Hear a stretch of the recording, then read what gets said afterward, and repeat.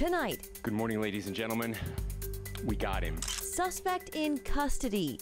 As the country grapples with the assassination and tragic loss of conservative giant Charlie Kirk. Our panel is with us to discuss. Plus, the need for Jesus.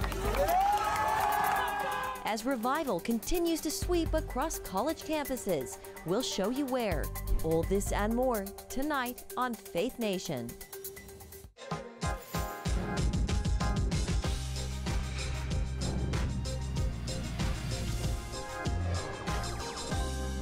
The man accused of assassinating Charlie Kirk is now in custody. Good evening, I'm Jenna Browder.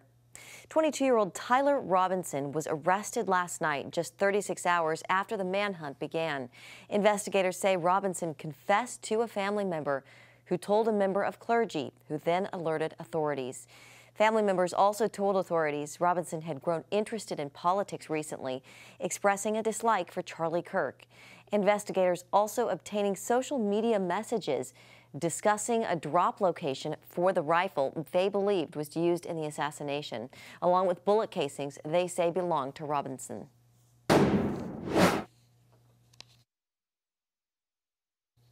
Investigators noted inscriptions that had been engraved on casings found with the rifle. Inscriptions on a fired casing read, "Notices bulges, capital OWO, what's this question mark?" Inscriptions on the 3 unfired casings read, "Hey fascist, exclamation point, catch, exclamation point." Up arrow symbol, right arrow and symbol, and 3 down arrow symbols. A second unfired casing read, "Oh Bella Ciao, Bella Ciao, Bella Ciao, Ciao Ciao."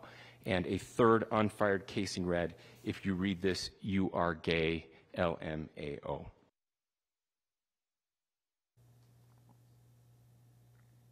And President Trump announced the arrest in an interview on Fox News this morning and is calling for the death penalty in the case.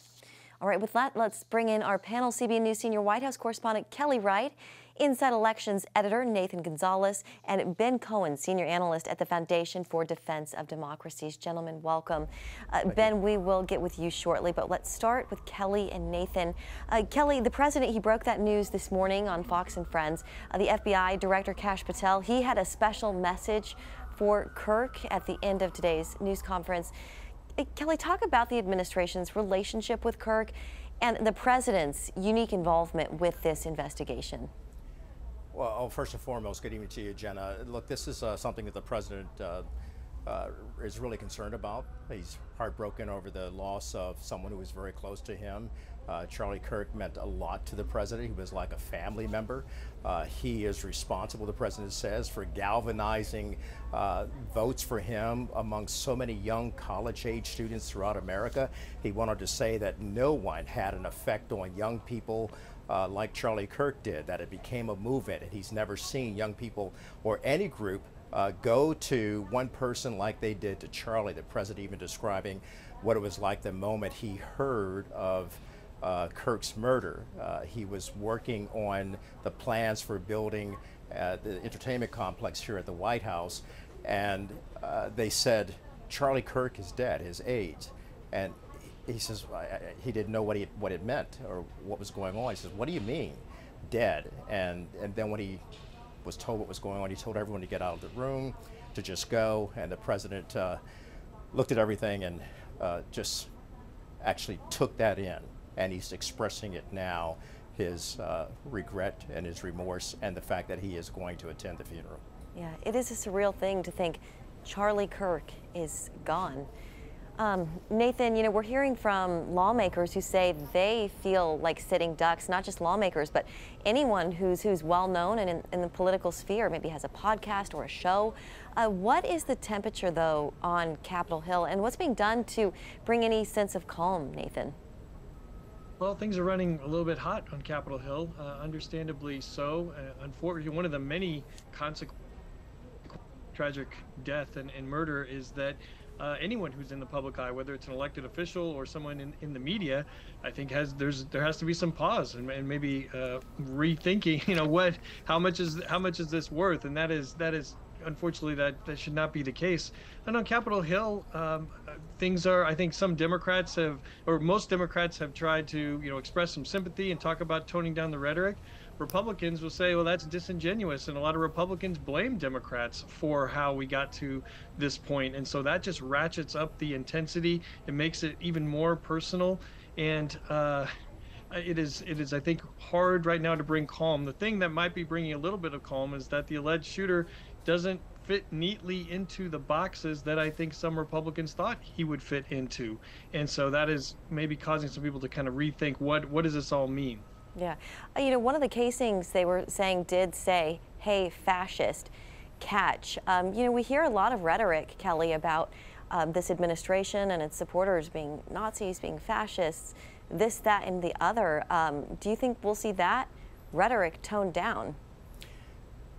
At the moment, no. I think right now people are still pointing fingers at each other, maliciously wounding with each other with their accusations about who's responsible, who's to blame, not just for Charlie Kirk's death, but for the death of civility in America. Look, the bottom line is, and I think the governor of Utah expressed it very clearly today when he gave a message to young people in his state and young people throughout America, and for that matter to America. He said, look, Charlie Kirk taught him something about the power of forgiveness. And those of us on Faith Nation, we believe in that power, just as Charlie Kirk did, believe in the power of Jesus Christ, and if you look at what the Bible says about it in Romans, it says, don't just pretend to love others, really love them, and hate what is wrong, hold tightly to what is good, and love each other with genuine affection, and take delight in honoring each other. That's what he was trying to do. And if that young man who's the gunman, accused gunman, had sat down to talk to Charlie Kirk, we wouldn't be having this discussion today. We would have a discussion that would lead to perhaps more dialogue and more civility to be able to actually bring these two opposite poles together to find some common ground. Yeah, and I think that's the hope, Nathan, that things can get better from here. Today, the governor of Utah called this a watershed moment. He said he's not sure which way this will go, if things will get better from here or if they'll go in the other direction, down a much darker course. How do you see it, Nathan? I think there's a responsibility on the leaders of this country to establish a certain tone and rhetoric, but it also is up to us as individuals. We can each control what we can control, and how do we interact with people who we might disagree with or don't get along with? How do we disagree in an agreeable way? And because this social media, the governor of Utah mentioned social media, and it's not just the terrible access to the video of the killing itself, but also just the platform that social media allows for toxic ideologies. What we're learning about the alleged shooter is that it looks like he was deeply in the gaming, in the gaming world, and learning different ideologies that led him to this point. And so we have to have this broader discussion, and I agree with Kelly, just coming up with a basic humanity and love for other people, whether we are like them, is really important. Yeah, treating people like people, and like they are loved by God and created by Him. Kelly, if you want to weigh in there too, do things get better or worse from here? Well, I think from here it goes back to what Nathan and I have just been trying to express to America, and that is never pay back hate for hate. Only love can conquer hate, and do things in such a way that everyone can see you are honorable. Do what that you can to live in peace with everyone, and don't let evil conquer you, but conquer evil by doing good. And we can start right now, right now. Yeah, that's a good word. All right, Nathan and Kelly, Nathan, we'll say goodbye to you here. We appreciate you coming on this Friday. Kelly, stick around. We're going to talk with you and Ben after the break. Thank you, guys. And coming up, the Trump administration facing pressure as Israel's war with Hamas spreads. Our Faith Nation panel weighs in on the race to a peace deal. And welcome back. We're joined now by senior White House correspondent Kelly Wright and Ben Cohen, senior analyst and rapid response director at the Foundation for Defense of Democracies. Gentlemen, I want to start this segment on the topic of Israel. On the Doha attack, Israel was targeting Hamas leaders, and now we're seeing some criticism about if that was the right choice, if it was the right time. Ben, how does it impact any potential peace deals going forward, and what do you see as the next step in that peace process?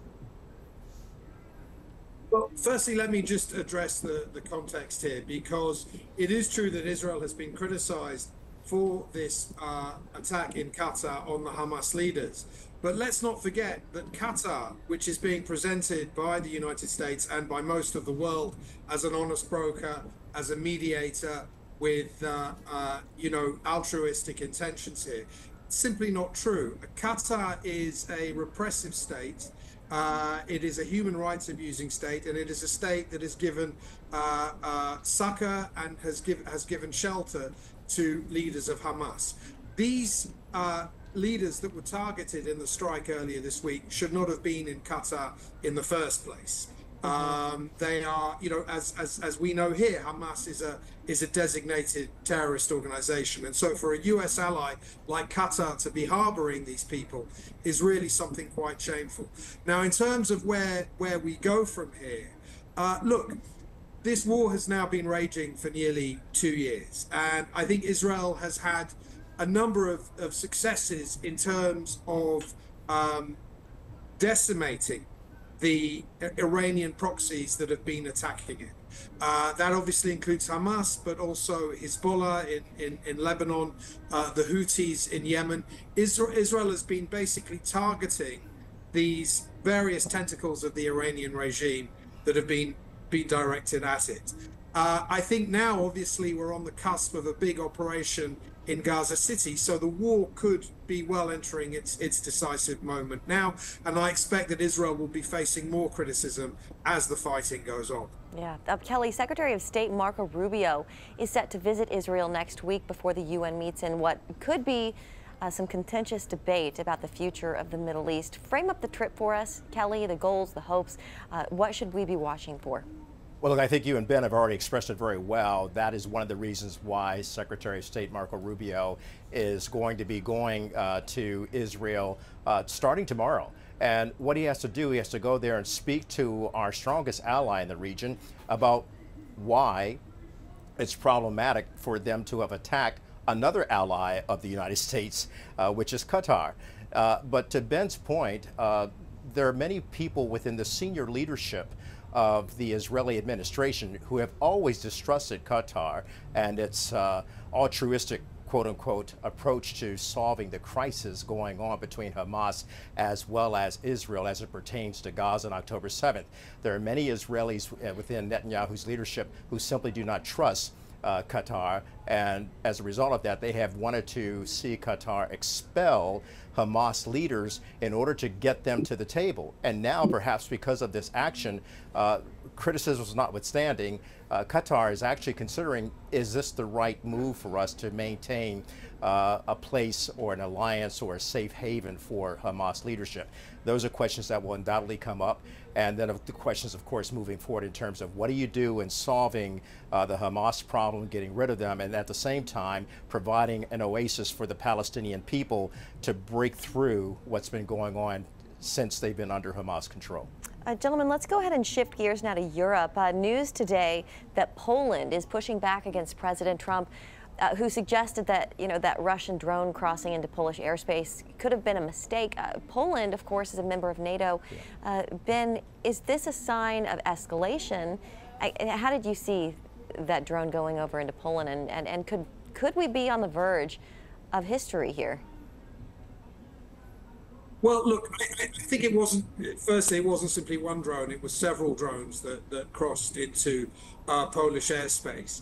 And I think the uniform view among NATO states in Europe is that this was not an accident. This was not just drones accidentally straying into Polish airspace. This was This was a deliberate and calculated attack by the Russians, an attempt to rattle, if you will, the NATO's cage on its eastern flank. Look, I think periodically over this long war, you have had disagreements between Washington and European capitals over what to do next, and that obviously has become more pronounced since President Trump came into office. I think what needs to happen now is that the I'm U.S. sorry. And if I could get in real quickly, Ben, if I could get in real quickly, Gentlemen, Jenna, I'm so sorry. I'm actually getting the wrap here. Very important. Very important. The president has stated that he's going to be tougher on Vladimir Putin and bring sanctions against him. He stated that this morning during his interview on Fox, that he will be going with a tougher stance against Putin. Okay. Oh, gentlemen, I'm so sorry. We have to leave it there. Thank you so much, Kelly and Ben. And up next, the budget cuts sparking fears among cybersecurity experts. Well, state and local governments worry they could soon lose funding for crucial cybersecurity tools, putting critical infrastructure at risk. Earlier this year, President Trump signed an executive order shifting more cyber responsibility to states and municipalities. But now there is concern these local governments won't have the resources to defend against growing threats. National security correspondent Caitlin Burke has the story. Across the country, nearly 19,000 state and local agencies, from schools and hospitals to police departments and water utilities, could soon lose a critical line of defense against cyber attacks. The services we provide are services that are needed, especially with under-resourced communities, smaller communities where they may not have the capabilities to go out and procure, cyber defenses. This service is called the Multi-State Information Sharing and Analysis Center, or MSISAC.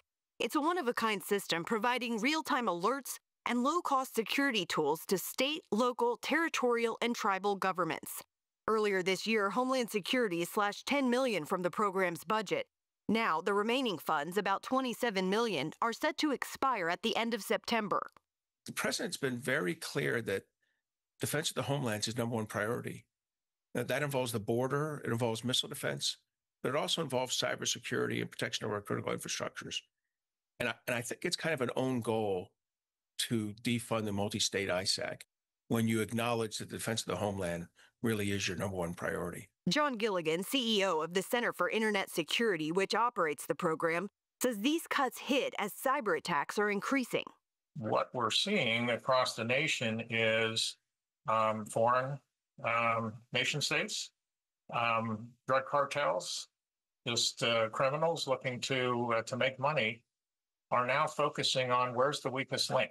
And often the weakest link is the local organizations, the cities, the towns, the school districts. While he agrees states should take more responsibility for their own cybersecurity, some federal support remains essential. Roughly 30% of our nation's critical infrastructure is run by, water, wastewater probably being the largest, is run by government organizations. And so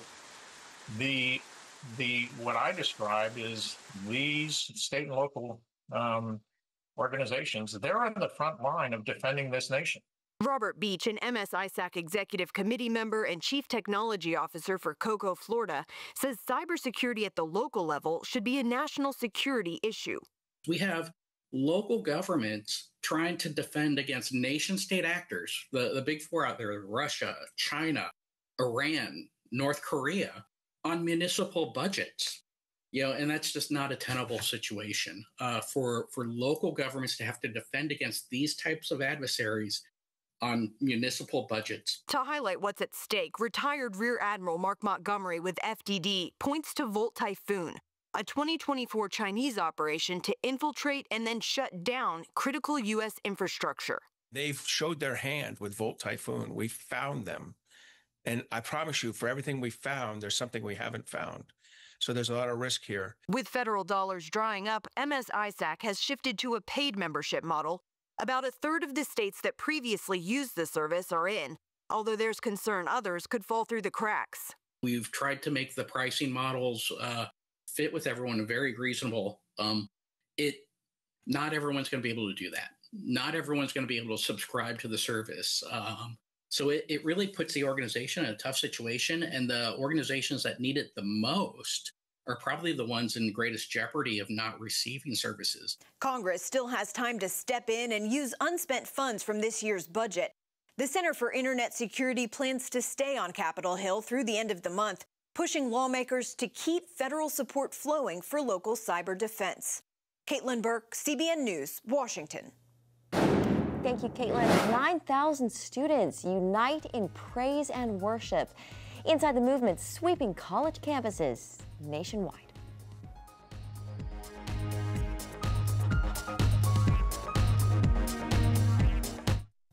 Finally tonight, our country needs Jesus more than ever.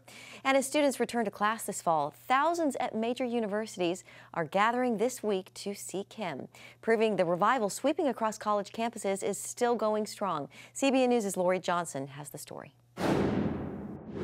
9,000 students gathered Tuesday in the University of Oklahoma's basketball arena for praise and worship, seeking salvation and forgiveness. It's part of the Unite Us movement, which has seen hundreds of baptisms and thousands of commitments to Christ on college campuses. Unite is a movement that is just a college movement of students united to lift the name of Jesus in their basketball arena. And so usually students are used to gathering and cheering on their sports team, their basketball teams, but this is a movement that God is using to shape history. Unite Us is featured in CBN's new documentary, Revival Generation, about the Jesus awakening in Gen Z.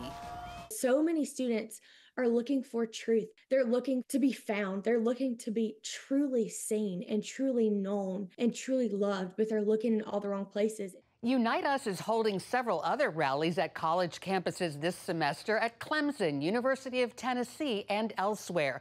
They're not the only group of Christians evangelizing on college campuses and drawing huge crowds.